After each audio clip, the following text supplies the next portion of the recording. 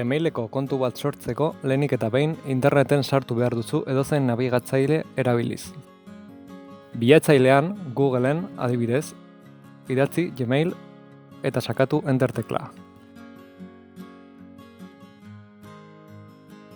Egin klik estekan. Gero, sakatu botoi urdina, sortu kontua. Hemen, zure izen abizenak idatzi behar dituzu.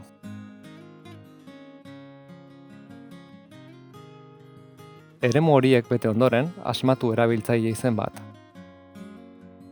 Zure helbide elektronikoa izango da. Baliteke beste norbaitek edukitzea izen hori. Kasu horretan, beste batekin saiatu beharko duzu. Gero, asmatu pasahitz bat zure posto kontuan sartzeko. Eta berretsi.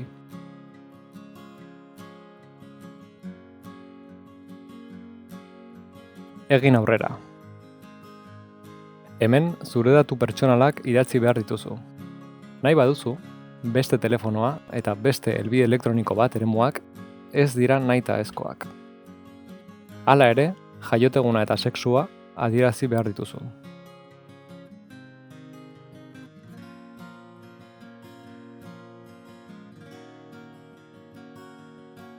Hurrengo urratsean, pertsonalizazio deikuntzak aukeratu behar dituzu. Hautatu pertsonalizazio azkarra. Egin aurrera eta berretsi urrats bakarrean egiteko pertsonalizazio konfigurazioa, berretsi botoia sakatuta. Behean dago.